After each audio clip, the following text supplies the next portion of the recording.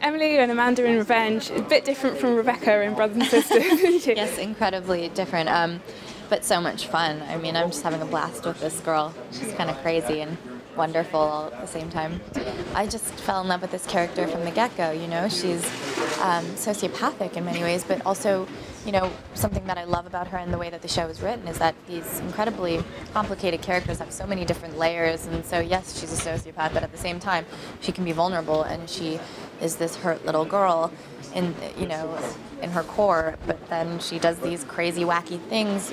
It's just, it's such a process to get to know this girl. I still haven't figured her out completely, but I think that's the fun of it. What about the men in Emily's life? Because Daniel, is she using him, or could there be real feeling? I think as the season progresses, absolutely. I think he's not who she expected him to be. I mean, he isn't this sort of textbook Hamptons kid who's spoiled rotten. I mean, he's really trying to be a good person, even though he doesn't have the best examples of, you know, how to be a human being in his life. He's really trying, and so I think she recognizes that in him, and in a weird way, I think she identifies with him because they're both kind of stuck in this box that Victoria has, you know, created for them. So it's, I think there are definitely real feelings there, but I think that, you know, with Jack, it's a whole different level because he's the one true sort of connection to her past, and you know, that's, I think, the only way that she can see that little girl is through his eyes, and it's a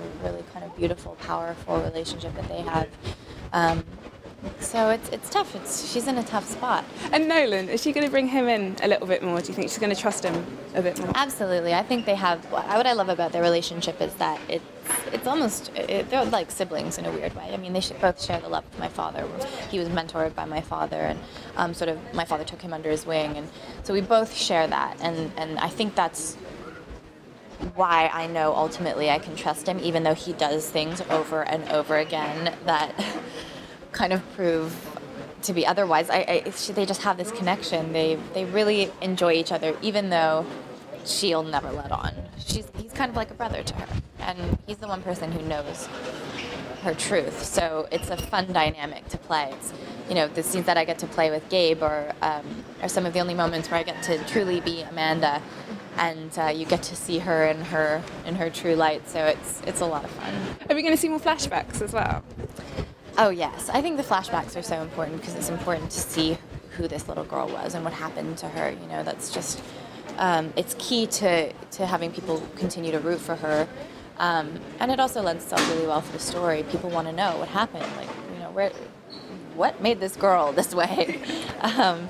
So yeah, there will definitely be more flashbacks. There's actually an episode that will come back, that will be coming up for you guys, which is later on in the season, which is the whole episode is a flashback to 2002, and it's a lot of fun, really. I mean, one of the fun things about the show is we don't follow any formula. You know, like I said in the beginning, it has more of a procedural element, and then it turns into something different, and then we flash back, and an entire episode is in 2002, so you never quite know what you're going to get, which is really cool.